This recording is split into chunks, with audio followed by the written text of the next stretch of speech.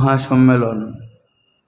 আজকের এই মহতী সম্মেলনের সম্মানিত সভাপতি, মঞ্চে উপস্থিত অত্র মাদ্রাসার প্রতিষ্ঠাতা প্রিন্সিপাল হজরত মাওলানা আবু ইউসুফ মাহমুদি দামাত বারাকাতুহুম, ওলামা একরাম, আসাতিজায়ে কেরাম, আশেপাশের দিন দরদি ভাইয়েরা, আপনারা অনেক ভাগ্যবান যিনি আজকে এখানে বুখারী শরীফের শেষ দর্স দিলেন, যার জন্য আমি নিজেও বসা ছিলাম, অপেক্ষায় ছিলাম, কথা শুনতেছিলাম। তিনি আমার সরাসরি উস্তাদ। আমি আজ থেকে মোটামুটি 28 বছর আগে দারুল দেওবন্দে হজরতের কাছে শরে আকায়েদ কিতাব, ইসলামী আকিদা বিশ্বাসের উপরে লিখিত মৌলিক কিতাব, এটা সারা বছর হজরতের কাছে পড়ছি। যখন শুনছি, আমি আসছিলাম একবার স্টেজে ঈশান নামাজের পরপর 9টার দিকে, তখন বলা হইল যে লম্বা প্রোগ্রাম। আমি নিজেও ক্লান্ত শ্রান্ত ছিলাম, তো আমি ভেবেছিলাম, বলেও ছিলাম, যেহেতু পরে আমাকে জানানো হইল যে ইউসুফ তাওলবী দামাত বারাকাতুহুম মাদ্রাসায় অপেক্ষা করতেছেন, আরাম করতেছেন। তখন আমি হজরতের সঙ্গে সাক্ষাতের উদ্দেশ্যে গেলাম। এবং আগামীকাল হজরত চলে যাবেন, শুধুমাত্র এই একটা প্রোগ্রামের জন্যই বাংলাদেশে আসছেন। তো যাওয়ার আগে আমারও একটা মাদ্রাসা আছে, আমরা এগুলি করি, মাদ্রাসা মসজিদের খলিফাগিরি করি। তো এই জন্য আমি হজরতের সঙ্গে দেখা করলাম, দাওয়াত দিলাম, আগামীকালকে একটু জিয়ারতের জন্য যাওয়ার জন্য হজরত রাজি হয়েছেন। তো ভাই, আমি কর্তৃপক্ষকে বলছিলাম, হজরত মাওলানা বড় সাহেবজাদাকে, যে হজরতের বয়ান, খতমে বুখারী এবং দোয়ার পরে মজলিসটা পরিচালনা করা, এটা মজলিসের গতি প্রকৃতিরও পরিপন্থী, আদবেরও পরিপন্থী। খতমে বুখারীর মাধ্যমেই সভা খতম করা দরকার, কিন্তু কর্তৃপক্ষের কিছু নিজস্ব তরতিব আছে। এই জন্য আমাকে অনুরোধ করেছে যে হুজুর, হজরতের পরে আপনি কিছুক্ষণ কথা বলেন। আসলে এই আপনারা এলাকাবাসী অনেক ধন্য। কি লেগে জানেননি? আমি এই মঞ্চের বক্তা না, ওই আপনাদের এখানে জোমান নামাজ পড়াই খালপার মসজিদে। তো এটা যে সময় খালপাড়া ছিল 2002 সনে, তখন ছোট্ট সাপড়া মসজিদে এই ছোট্ট ইমাম সাহেব হিসাবে আমি আসছিলাম। তো ওই জুমার নামাজটাই আমি পড়াইতে জানি। আর মাদ্রাসায় আজকে এখন যেমন আপনাদের সঙ্গে কথা বলতেছি, মাদ্রাসায় ছাত্র করে পড়াইতে জানি। মঞ্চের শাহসাওয়ার, যিনি মঞ্চ মাতান, উনি আপনাদের সৌভাগ্য, আমার পাশে বসা আছেন। বুঝে আসছে তো? ঘর কি মুরগি দাল বরাবর, উর্দুতে একটা প্রবাদ বাক্য আছে, ঘর কি মুরগি দাল বরাবর। নিজের ঘরের পালা যদি অনেক মুরগি থাকে, তো এটা মুরগি পাকাইলে মনে হয় ডাইলের মতো লাগে। বাজার থেকে কিনে আইনা দেশি মুরগি 600 টাকা 700 টাকা কেজি, তখন খাইলে মজা লাগে যে আরে দেশি মুরগি বড় দামি। তো আমি উসুকের সঙ্গে বলতেছি, আপনাদের এখানে যে মাদ্রাসার প্রিন্সিপাল সাহেব এখানে বসা আছেন, উনি আপনাকে ঘর কি মুরগি, এই জন্য আপনাদের কাছে এটা সহে লাগে না। সারাটা বাংলাদেশে ওনার কি আছে, মূল্যায়ন আছে, এবং সারা বছর ওনার প্রোগ্রাম আছে। মাশাআল্লাহ, বড় জানদার কথা বলেন। শানদার কথা বলেন, ইমান আফরোজ, ইমান তাজা হয় এমন কথা বলেন। কেন জানেন? আসলে খুব জোরে সোরে বক্তৃতা দিলেই মানুষের দিল আন্দোলিত হয় না, কথার মধ্যে আসর থাকতে হয়। আর কথার মধ্যে আসর আসে আমল থেকে, রোহানি কৌয়ত থেকে। বুঝলেন কিছু?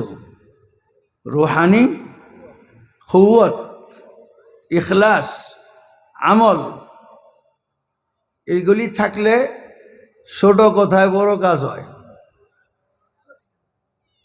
আর এই জিনিস না থাকলে বড় আওয়াজের কথায় ছোট কাজ হয় না, কোনো প্রভাব পড়ে না শ্রোতাদের কাছে। আজকালকার জমানায় কেন খতমে বুখারি করার জন্য একটা প্রোগ্রামের জন্য উস্তাদে মোহতারামকে দেওবন্দ থেকে আনা হয়েছে? আপনারা তো ফ্রি পেয়ে গেছেন, এত বড় শখসিয়াত। আরে আপনারা এখানে এই প্যান্ডেলে যত মানুষ বসতে পারবেন, আমরা যখন পড়ছি 27 বছর আগে, তখন ওনার দর্শে আমাদের যে ক্লাস, ওই ক্লাসের চেয়ে বেশি মানুষ ছিল। বর্তমান দেওবন্দে দাওরায়ে হাদিসে 1200 ছাত্র, আমরা তো 1200 নাই। তো বুখারী শরীফ বা হাদিস ওনার কাছে যে দেওবন্দের ছাত্ররা পড়ে, সেই ছাত্রও 1200। 10 একটা গাম্ভীর্যতার সঙ্গে দর্শ চলে। দর্শে উস্তাদ বসার পরে কোনো ছাত্রের মাজাল নাই যে দরজা দিয়ে আবার দর্শকায় প্রবেশ করবে, কারো সাহস নাই। উস্তাদ আসার আগে যারা ঢুকতে পারবে তারাই, উস্তাদ বসার পরে আর কারো ঢোকার অনুমতি নাই। আমার ভাইয়েরা, তো এই যে বসলেন, আল্লাহওয়ালাদের সামনে কিছুক্ষণ বসলেন, এটা বড় ভাগ্যবানের কাজ। হাকিমুল উম্মত শাহ আশরাফ আলী থানভী রহমতুল্লাহ আলাইহি বলছেন, এটা আজীব কথা বলছেন, আল্লাহওয়ালাদের কাছে রং আছে। কি আছে বলেন? রং। ওনাদের সোহবতে কেউ গেলে সেই রং শরীরের মধ্যে চলে আসে। আর এটা কোরআন শরীফের আয়াতের মধ্যে এটা সাবেত। কোরআনের একটা আয়াত আছে, সিবগাত আল্লাহ, আল্লাহর রং। সিবগাত আল্লাহ, আল্লাহর রং। তাফসীরের কিতাবের মধ্যে এর আগে একটা ক্রিয়া আছে, ইসবাগো সিবগাত আল্লাহ, অর্থ হয় তোমরা আল্লাহর রঙে রঙিন হও, তোমরা আল্লাহর রঙে রঙিন হও। ওমান আহসানু মিনাল্লাহি সিবগা, তোমরা বলো তো দি আল্লাহর রঙের চেয়ে সুন্দর রং দুনিয়াতে কোথায় পাওয়া যাবে? তো এই যে কোরআনের আয়াত, আল্লাহর কি আছে? রং আছে। আল্লাহ ওয়ালাদেরও কি আছে? রং আছে। এই রং কিভাবে প্রভাবিত হয়? আল্লাহ ওয়ালাদের কাছে সোহবতে বসলে প্রচ্ছন্নভাবে এই রংটা যে বসছে তার কাছে কি হয়? স্থানান্তরিত হয়। কিছুটা রং লাগে, কিছুটা কি লাগে? রং লাগে। কেমন লাগে? কেমন লাগে? এটারও দলিল আছে। এই দলিল যা বলতে 4-5 মিনিট লাগবে, শুনবেন? শুনলে আরেকবার আমি অনুরোধ করব, যারা বাহিরে দাঁড়ায় আছেন, আল্লাহর রহমতের প্যান্ডেলটার ভিতরে চলে আসেন, সামান্য একটু পরেই তো দোয়া হয়ে যাবে। দোয়াটার সৌভাগ্যটা অর্জন করেন। আর আপনারা যারা একটু দূরে বসে আছেন, মেহরবানি করে সামনে আসেন। ইনশাআল্লাহ আমি আপনাদের জন্য দিল খুলে দোয়া করব। আসেন, সামনে আসেন। খালি জায়গাটা রেখেন না, মজলিসটা বরকতময় হবে। হ্যাঁ, গায়ে গায়ে মিশে বসলে একজনের রোহের নূরানি আলোতে আরেকজনের রোহ নূরানি হয়। আপনারা কি আপনাদের রোহটা কলবটা আলোকিত হোক এটা চান না? তাইলে তাইলে কাছাকাছি এসে বসেন। আসেন ভাই কাছাকাছি এসে, মাশা আল্লাহ মাশা। এটা হলো দোয়ার জন্য। এই যে আসতেছেন না, বিশ্বাস করেন আমার দিল খুইলা দোয়া আসতেছে। আয় আল্লাহ, আমার মতো গুনাহগারের কথা যারা শুনলো, আমি দোয়া করি, আয় আল্লাহ আমি গুনাহগারের দোয়ায় তাদেরকে আল্লাহর ওলি বানিয়ে দাও। হাকিমুল উম্মত শাহ আশরাফ আলী থানভী রহমতুল্লাহ আলাই বলছেন, যেমন দুইজন মানুষ আমার সামনে নিয়ে আসো, একজন জীবনের 10 মিনিট হইল কোনো আল্লাহওয়ালার সামনে বসছে, আরেকজন বসে নাই। আমি জানি না কে বসছে কে বসে নাই, আমার সামনে নিয়ে আসো। নিয়ে আসলে 5 মিনিট আমার সামনে এই দুইটা লোক বসা থাকবে। 5 মিনিট পরে কোনো প্রশ্ন না কইরা আমি বলে দিব কে 10 মিনিট জীবনে আল্লাহওয়ালার কাছে বসছে আর কে বসে নাই। তাহলে বোঝা গেল রং আছে, বোঝা গেল কি রং আছে। তো ভাই এই রং কতটা গাঢ়, যে যত বেশি আল্লাহওয়ালার সোহবত নেয় ওর রং অত গাঢ় হয়। যে যত বেশি সোহবত নেয় তার রং এত গাঢ় হয়। খাজা আজিজুল হাসান মজজুব শাহ আশরাফ আলী থানভী রহমতুল্লাহ আলাইহির খলিফা পাকিস্তানের, শাহ আশরাফ আলী থানভী রহমতুল্লাহ আলাইহির জীবনী তিনিই লিখছেন। তিনি জজ ছিলেন, হাইকোর্টের বিচারপতি ছিলেন।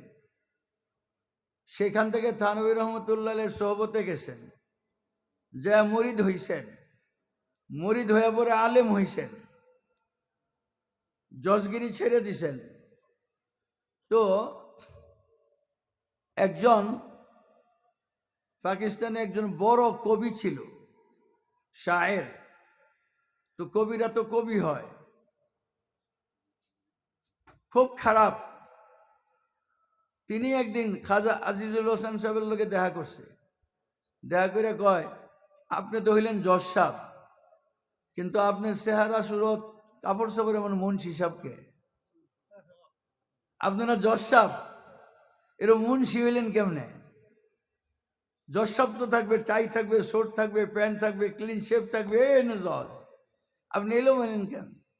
পরে কয় যে আমি একটা চুম্বকের কাছে গেছিলাম, ওই চুম্বকের টাইন না আমার এরকম বানাই লিছে। পরে কয় যে আমাকে ঠিকানা দেন, আমি যাবো। কয় যে আপনি যাইতে পারবেন না ওখানে। কেন?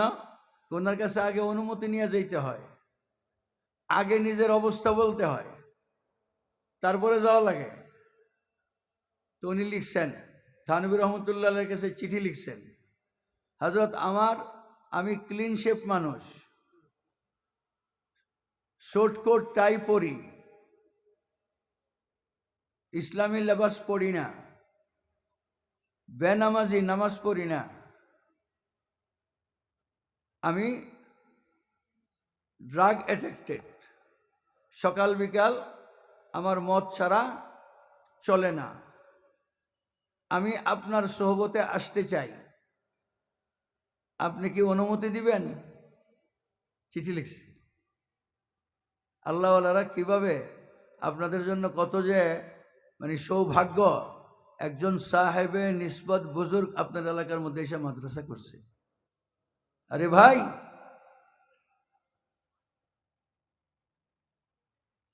হযরত থানভী রহমতুল্লাহ আলাইহি কিভাবে আসলা করে শোনেন। হযরত থানভী রহমতুল্লাহ আলাইহি এই চিঠির জবাব লিখছে, ভাই আপনার কিছু জাহিরি গুনাহ আছে, যেগুলি আপনি চিঠিতে লিখছেন। গুনাহ 2 প্রকার, কিছু জাহিরি, কিছু বাতিনি, যেটা দেখা যায় না। তাকাব্বুর দেখা যায়, লোভ দেখা যায়, হিংসা দেখা যায়, দুশ্মনী দেখা যায়? দেখা যায় না তো। কিন্তু এগুলি দোষ না গুণ? তাকাব্বুর কি হালাল না হারাম? কি না করা হারাম না হালাল? হ্যাঁ, গীবত করা হালাল না হারাম? এগুলি দেখা যায়। তো থানভী রহমতুল্লাহ আলাইহি বলেন, ভাই নবী ছাড়া তো কেউ নিষ্পাপ না, নবী ছাড়া কেউ নিষ্পাপ না। আপনি আপনার জাহিরে কিছু দোষের কথা কইছেন, মদ খান দেখা যায়, ক্লিন শেভ করেন দেখা যায়, টাই স্যুট পরেন দেখা যায়, নামাজের সময় চলে যায়, নামাজ পড়েন না, এটা দেখা যায়। যে পাপগুলি দেখা যায় আপনি আমার কাছে লেখা পাঠাইছেন। ভাই আমিও তো নবী না, বেগুনা না, কিন্তু আমার কোনো গুণা তো দেখা যায় না।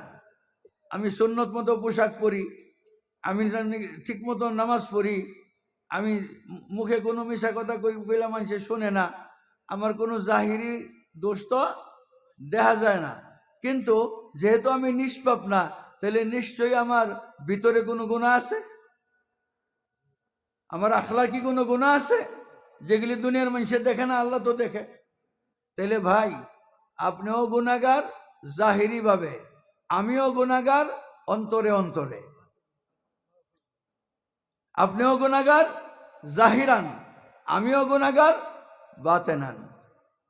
আপনি গুনাহগার এলানিয়ান প্রকাশ্যে, আমি গুনাহগার সিররান গোপনে। তাহলে এক গুনাহগার আরেক গুনাহগার কাছে আইব, তো অসুবিধা কি? সুবহানাল্লাহ। এক গুনাহগার আরেক গুনাহগারের কাছে আইব, অসুবিধা কি? তবে এই জন্য হাকিমুল উম্মতকে হাকিমুল উম্মত বলা হয়। উম্মতের সংশোধন উলামা ইকরামের কাছে। কোরআনে কারিমে আছে, ইন্নামা ইয়াখশাল্লাহ মিন ইবাদিহিল উলামা। উলামা ইকরাম আল্লাহকে সবচেয়ে বেশি ভয় পায়। এই জন্য কোরআনে কারিমে বলছে, ইয়া আইয়ুহান নাস ইত্তাকু রাব্বাকুম, ইয়া আইয়ুহাল্লাযীনা আমানু ইত্তাকু রাব্বাকুম। ও ঈমানওয়ালারা আল্লাহকে ভয় পাও। তো ভয় তো লাগে না, জানাজা দেই তাও ভয় লাগে না, সামনে কবর তাও ভয় লাগে না, মরা জওয়ানের উপক্রম তাও ভয় লাগে না। তো কুনু মা'আস সাদিকিন, ভয় পাইবা কেমনে?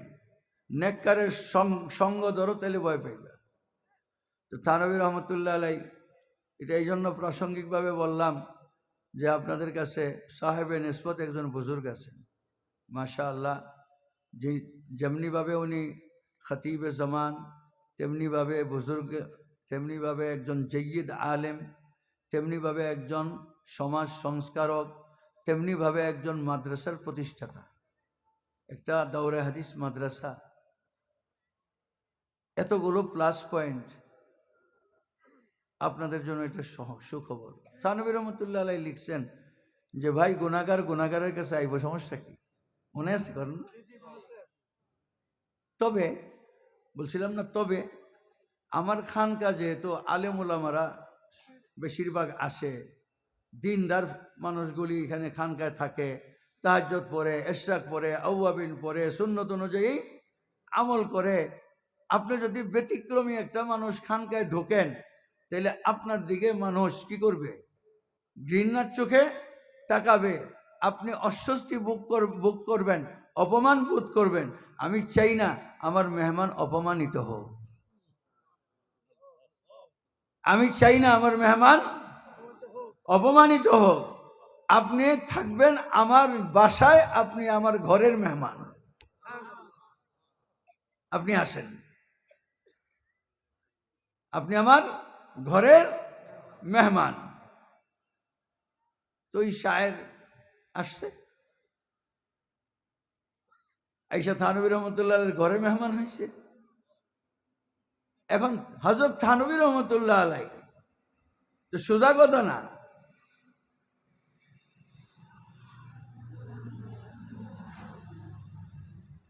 ভাই আল্লাহওয়ালারা,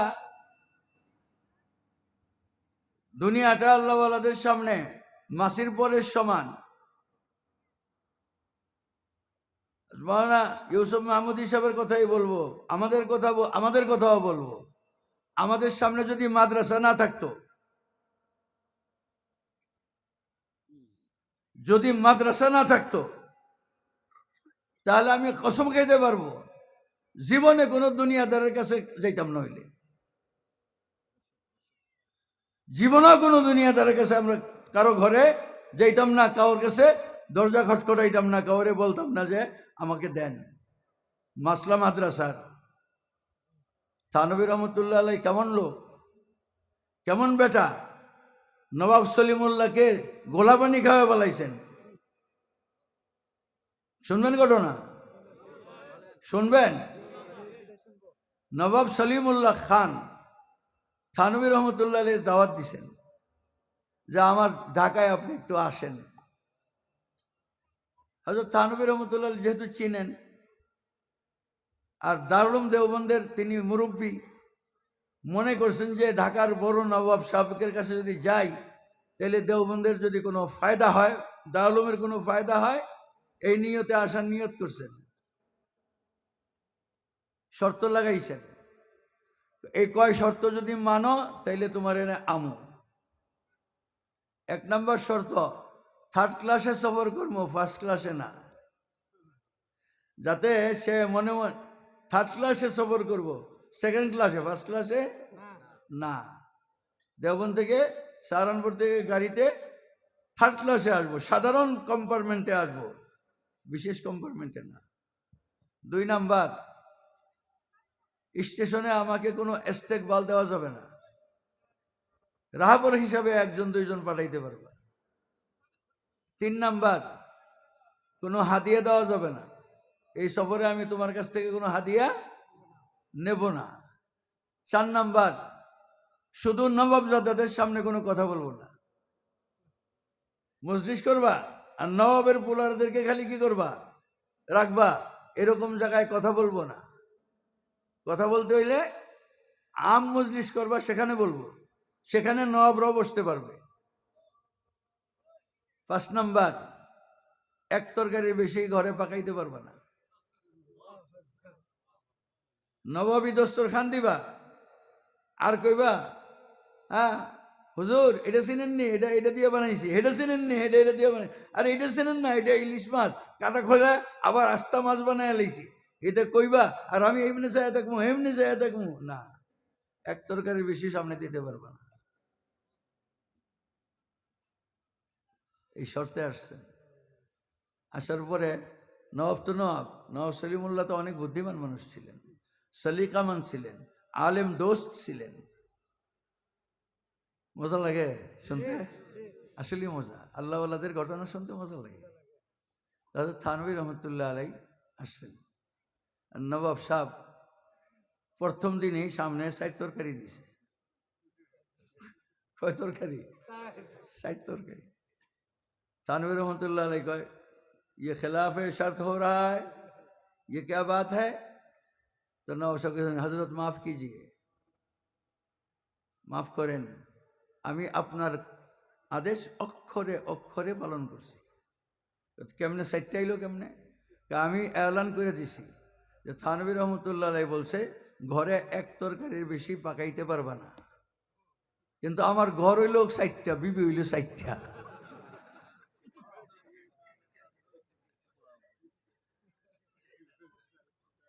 আমার ঘর 60টা, প্রত্যেক ঘর থেকে একটা করে আইছে, একটার বেশি ওদের পাকাই না, আপনি যেমনে কইছেন এমনি মানছি।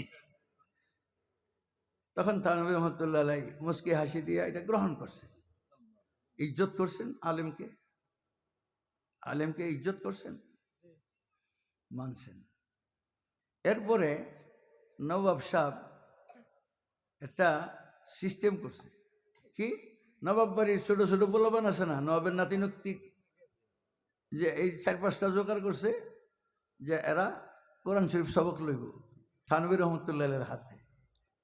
থানভী কাছে শौक से दे देंगे, আপনার বাড়ির পোলাপানরে সবক দিব, অসুবিধা কি? তখন নবাব সাহেব বলছে যে হযরত এক বাত है। क्या बात? ওই যে আমাদের পারিবারিক একটা ট্রেডিশন আছে, যারাই নাকি কোরআন শরীফ নতুন সবক লয়, কোনো বুজুর্গকে দিয়ে আমরা সবক দেওয়াই, তখন বাচ্চারা একটা ইনভলভ হুজুরের হাতে হাদিয়া দেয়। এটা ট্রেডিশন চলতেছে।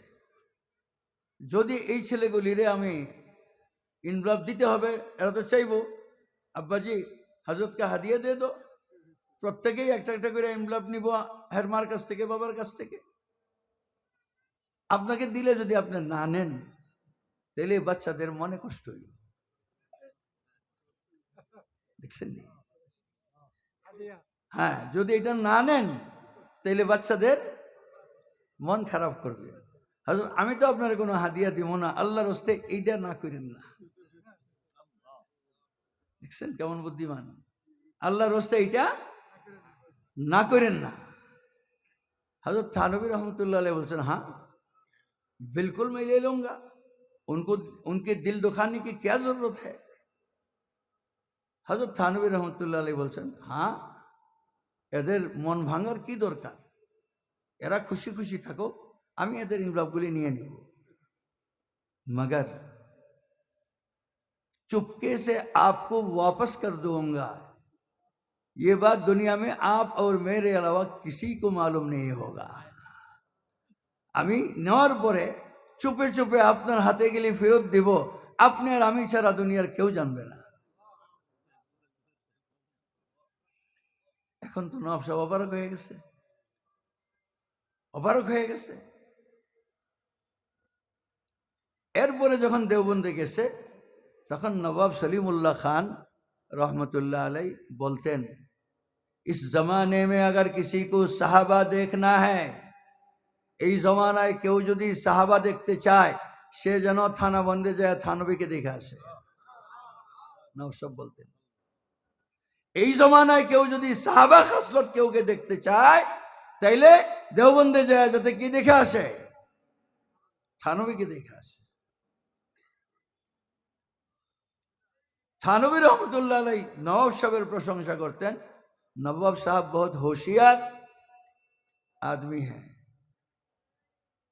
होशियार और अदबदां आदमी हैं। जो नवाब सलीमुल्लाह खान अनेक होशियार बुद्धिमान एवं মানুষকে সম্মান দেওয়ার মতো মানুষ, মানুষকে সম্মান দিতে জানে। তো নবাব আলম দেওবন্দের একটা বিশাল বিল্ডিং এর মধ্যে অংশ নিয়েছেন, আমরা জানি ইতিহাসের মধ্যে আছে। তো সেই থানবী রহমতুল্লাহ আলাইহ, নবাবরা বড় বড় শাহী মানুষ, বুঝে আসছে না, বড় বড় শাহী মানুষ কাইত হয়ে যেত। ঠিক এরকম ভারতের এক নবাব 1 লাখ টাকা থানবী রহমতুল্লাহ কাছে হাদিয়া পাঠাইছে। বুজুর্গদের কথা শুনলে ইমানটা যায়, নিজেদের অবস্থা বোঝা যায় যে আমরা কয় পয়সার মৌলবি। আমরা যে ওয়াজে বৈশা যাই, আমরা কয় পয়সার মৌলবি। 1 লাখ টাকা হাদিয়া পাঠাইছে। হযরত এটা ফেরত পাঠাইছেন, আবার লিখে দিয়েছেন, आपके साथ मेरा तारुफ नहीं है, मैं अनजान का हदिया कबूल नहीं करता। ব্যাখ্যা করব যে আপনি যে আমাকে 1 লাখ টাকা হাদিয়া পাঠিয়েছেন, আমি পরিচিত জনের হাদিয়া ছাড়া হাদিয়া নেই না। সে মনে করছে যে আমি যে নবাব এটা হুজুরে চিনে না। এরপরে আবার পাঠাইছে, আবার পাঠাইছে, পাঠায় নিজের পরিচয় লেখা দিছে যে আমি অমুক স্টেটের নবাব অমুক, এখন আপনি নেন। হ্যাঁ, মনে করছে যে পরিচয়। থানবী রহমতুল্লাহ আবার ফেরত পাঠাইছে যে আপনি মুতাআরফ কা মানা नहीं समझा, পরিচিত জনের অর্থ আপনি বুঝতে পারেন নাই। পরিচিত জনের অর্থ হইল আপনি আসেন, আমার সোহবতে বসেন, আমি আপনাকে ব্যক্তিগতভাবে চিনি, এরপরে যদি দেখি যে আপনার দিলের মধ্যে আমার কি আছে, ভক্তি আছে, এহতেরাম আছে, তখন যদি আপনি দেন, আমি নেই, আমি দেই, আপনি নেন, তাহলে তাহাদ্দু তাহাব্বু, হাদিয়া আদান প্রদান করো, তাইলে মহব্বত বাড়বো, তখন নিমু। আপনি নবাবের হ্যাঁ, কুরসিতে বৈশা আপনার কাছে টাকা আছে পাঠাইয়া দিবেন। আবার ফেরত পাঠাইছে। দ্বিতীয়বার যখন ফেরত পাঠাইছে তখন নবাব সাহেবের ইগুতে লাগছে, বুঝেন না? যার যেটা আছে সেটার ইগুও তো আছে। আমাকে যেমন এলেমের ইগো আছে, মালদারদের মালের ইগো আছে না? ক্ষমতাওয়ালা ক্ষমতার কি আছে? ইগো আছে। ইগোতে লাগছে। লাগছে পরে আরেকবার এই টাকাটা পাঠাইছে। পাঠায় বলছে এবার ইগোওয়ালা লেখা লিখছে, বুঝছেন কি? যে हजरत ये ₹1,00,000 है, ले ले, वरना ₹1,00,000 हदिया देने वाला आपको शायद ही मिलेगा। हजरत এখানে ₹1,00,000, এটা আজকের না তো, 100 বছর আর আগে। ওই সময় $1,00,000 মানে উত্তরাতে 1 বিঘা জায়গা কিনুন যেত। 1 বিঘা না, 20 বিঘা জায়গা কিনুন যেত। ওই সময় 100 বছর আগে $1,00,000 উত্তরা 20-50 বিঘা জায়গা কিনুন যেত। ঠিক নেই কথাটা? তো সেই সময় $1,00,000। তো নবাব সাহেব লিখছে ₹1,00,000 हदिया देने वाला आपको दूसरा नहीं मिलेगा। হযরত আপনি নিয়ে নেন, নাইলে $1,00,000 হাদিয়া দেওয়ার মানুষ আপনাকে আপনি আর খুঁজে পাবেন না দ্বিতীয় জন। এখন দেখেন আল্লাহওয়ালা কারে কয়। হযরত থানভী রহমতুল্লাহ আলাইহি তৃতীয়বার এই টাকাটা এটা লিখে ফেরত দিছে যে আপকি বাত সহি হ্যায়, আপনার কথা ঠিক, $1,00,000 হাদিয়া দেবেন না, মানুষের সংখ্যা বেশি না, लेकिन ₹1,00,000 3 मरतबा हाथ आने के बाद वापस करने वाला मुलवी भी आपको नहीं मिलेगा। বুঝেন? তো উর্দুতেই বুঝা লাইছেন যে $1,00,000 তিনবার আমার কাছে আসলো, তিনবার ফেরত দিলাম, এইরকম মৌলবিও খুঁজে পাইতেন না। এরকম মৌলবিও খুঁজে পাইতেন না।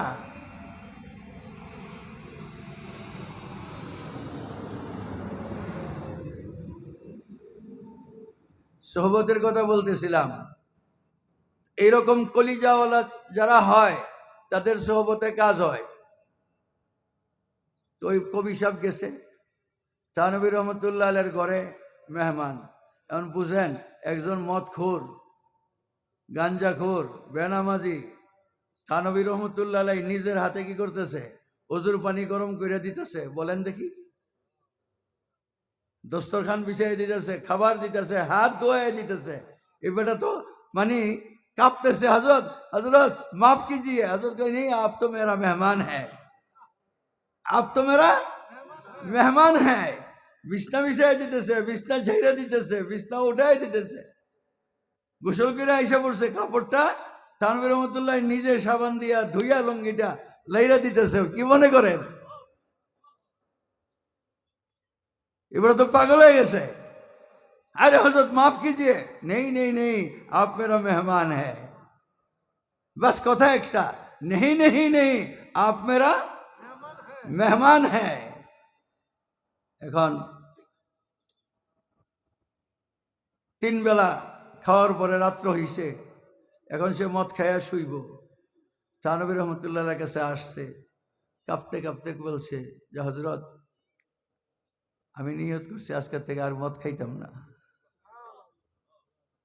ফজরের আজান হইছে। হযরত থানভী রহমতুল্লাহ আলাইহি শীতের দিন নিজের হাতে পানি গরম করে লোটাটা রেখে বলছে, अगर जब आपका जागने का इरादा हो, यहाँ से फ्रेश हो जाना, वजू कर लेना। থানভী রহমতুল্লাহ আলাইহি চলে গেছেন তাহাজ্জুদের সময় মসজিদে। সে ওইটা তাড়াতাড়ি কইরা ওযু কইরা হযরতের পিছে গিয়ে দাঁড়ায় গেছে। हजरत आज से नमाज कज़ा नहीं करूंगा, कज़ा नहीं करूंगा। এখন হযরত নিজে গোসলের সময় হয়েছে দুপুরবেলা, হযরত নিজে ট্রের মধ্যে রেজান নিয়ে আসছে, আয়না নিয়ে আসছে, সাবান নিয়ে আসছে। हजरत आप गुसल से पहले तो हलक करते हैं, हलक कर ले। কি মনে করেন? থানভী রহমতুল্লাহ নিজের হাতে রেজাল্ট নিয়ে আসছে, আপনি আপনার কাজ সেইরা তারপরে গোসল করেন। तौबा करसे हजरत दुआ कीजिए जिंदगी में कभी सुन्नत पे हाथ नहीं लगाएंगे।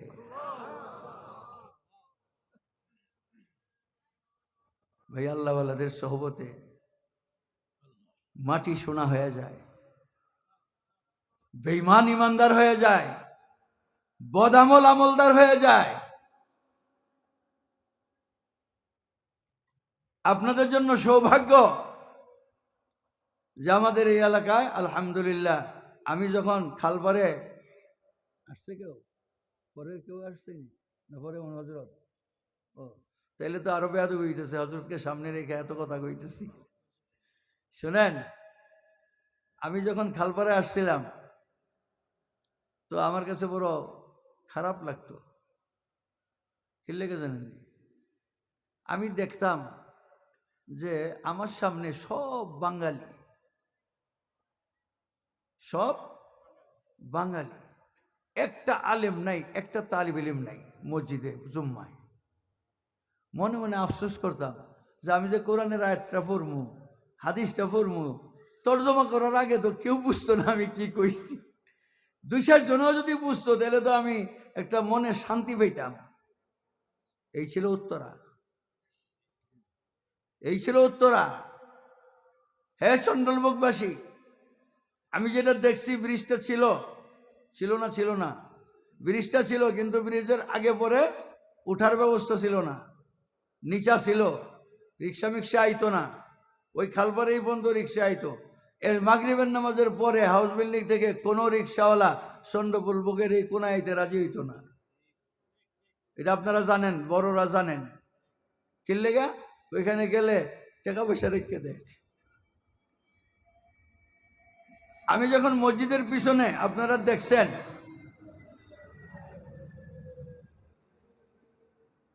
কতটা চেঞ্জ হয়েছে। মসজিদের পিছনে আমার বাসা ছিল, এই পাকা হওয়ার আগ পর্যন্ত আমার মসজিদের পিছনে বাসা ছিল। আপনারা দেখছেননি? কে কে দেখছেন? একটু, অনেক মানুষ আছে দেখছেন। আমি যখন প্রথম বাসা করতে লইছি তখন আমার মসজিদ কমিটির সেক্রেটারি, জয়েন্ট সেক্রেটারি এই বইলা বাধা দিছে যে এইখান হইল গাঞ্জাখোর মদখোরদের আড্ডায় কোনাডা, এখানে হুজুরের বাসা করলে, বউ লইয়া থাকলে হুজুরের ইমামতিও যাইব, ইজ্জতও যাইব, সব কিছু যাইব না। আমি পরে সভাপতি আর সেক্রেটারিকে বলছি যে এই জায়গায় আমি বাসা করব। আমি চাই হয়তো আমার বাসা থাকবো, না হয়তো মদখোর আড্ডা থাকবো, দুইটার একটা থাকবো। এই ছিল নলবুক চন্ডলবুক। এখন আমি যখন জুম্মার বয়ানে বসি, তখন আমি যখন আমার সামনের শ্রোতা দেখি, তখন আমি আরেক বিপদে পড়ছি। কি বিপদ? যে আরবিগুলি তো ব্যাকটিয়ে জানে, আয়াত যদি ভুল পড়ি তাইলে ওই নিয়ে জানবো, হাদিস যদি ভুল পড়ি তাইলে ওই নিয়ে জানবো। এখন আগে ড্যাম কেয়ার আপনার জুম্মার বয়ান করতাম, এখন কেয়ারফুল বয়ান করতে হয়। আলহামদুলিল্লাহ বলেন। এই যে এলাকাটার পরিবর্তন হইল, এই যে এলাকাটার পরিবর্তন হইল এই সমস্ত বুজুর্গানে দিনের আগমনে। এদিকে জামিয়াতুল মানহাল হইছে, এদিকে জামিয়া মাহমুদিয়া মুফতি কামাল সাহেবের হইছে, ওদিকে জামিয়াতুল নূর আমার এটা হইছে। এখানে আরো অনেকগুলি মাদ্রাসা আছে, সেক্টরের ভিতরে দারুল আরকাম মাদ্রাসা আছে, মাদ্রাসাতুল এহসান আছে, তারপরে বাবু বাইতুস সালাম, জামিয়া বাবু বাইতুস সালাম আছে, আরো অনেক, রওজাতুল আতফাল আছে, রওজাতুল উলুম আছে। আলহামদুলিল্লাহ, উত্তরা এই পাশে, রোডের এই পাশে এই দিয়াবাড়ি জামিয়া সুবহানিয়া আছে। এই এলাকার মধ্যে মিনিমাম 10,000 ছাত্র আছে। কয় হাজার? 10,000 ছাত্র আছে কওমি মাদ্রাসার। আর এইগুলি বিশ্রায়া রসিক সিনে, ভুমরে সিনে মধু, স্টিমারে খালাসে সিনে চিংড়ি মাছে কদু। তো যেখানে যেখানে কওমি মাদ্রাসার কোনো উস্তাদ জুম্মার নামাজ পড়ায়, এগুলি ঘুরে ঘুরে হেনেই যায়। তো যেহেতু আমার এরা মসজিদ বড় হয়েছে, এখন চতুর্দিকের মাদ্রাসার ছাত্ররা আগে বইরা লায়। আমার কমিটি আমাকে কয়েকবার কি করছে, হ্যাঁ, আমাকে এই মর্মে সতর্ক করছে যে হুজুর আমরা তো জায়গা পাই না, আপনাকে ছাত্ররা বইরা জায়গা। পরে আমি বলছি যে ভাই, নামাজ মসজিদ আমি এই অধিকার রাখি না, কেউ আগে বসে যাবে আমি তাকে বলবো যে তুমি উপরে চলে যাও। আপনারা যদি আগে আসতেন, আগে আসেন, এসে বসেন। আলহামদুলিল্লাহ এলাকার পরিবর্তন হয়েছে কিনা? হ্যাঁ, লাইন শাকারতুম লাযীদান্নাকুম, আল্লাহ পাক কোরআন শরীফের মধ্যে বলছে লাইন শাকারতুম লাযীদান্নাকুম। আরে ভাই দেখছেন আমার জাহাঙ্গীর ভাই হেটাত গেছিলেন না? যাব এটা না, ওই যে মোল্লা থেকে যাব আমি। মিটিং ছিল আমার, লাইভ টক ছিল। ও আচ্ছা, মহারা টিভি থেকে আসছে। মানহালে তো অনেক বড়, আমি তো ওখান থেকে আসছি। ঠিক আছে, আচ্ছা ভাইয়ের লেগে একটু আপনারা খাস করে দোয়া করেন। শোনেন, মাঝে দিয়ে দুই কথা কয়ে দিই। দেশটা স্বাভাবিক অবস্থায় নাই, এটা মানেন? দেশটা স্বাভাবিক অবস্থায় নাই। বহিঃশক্তির আগ্রাসন, আভ্যন্তরীণ ফিতনা, এই দুইটার মধ্যে এই দেশটা ঘুরপাক খাচ্ছে, হাবুডুবু খাচ্ছে। এখন যদি বাংলাদেশের মানুষ সঠিক সিদ্ধান্ত নিতে ব্যর্থ হয়, তাহলে যুগের পর যুগ এর খেসারত দিতে হবে, যুগের পর যুগ এর খেসারত দিতে হবে। মনে রাখেন, চিত্তাকর্ষক কোন স্লোগানে যদি আপনারা বিভ্রান্ত হন, তাহলে এই দেশ আবার রয়ের হাতে চলে যাবে, এই দেশ আবার রয়ের হাতে চলে যাবে। আজকের ঘটনা দেখেন কিভাবে গুলি করে দিল। এই জন্য ফ্যাসিস্টের পতন হয়েছে, কিন্তু সে নিঃশেষ হয় নাই। সে কি হয় নাই? নিঃশেষ হয় নাই।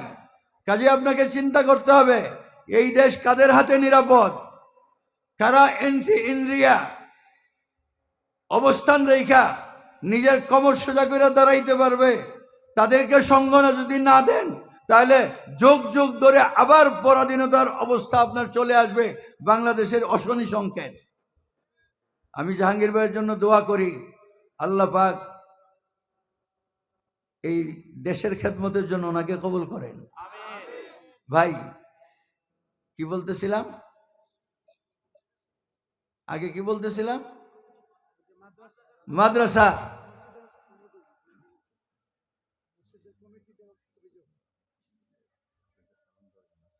আমি 5 মিনিট শেষ করে, আরে ভাই এইখানে তো সামনে যাবে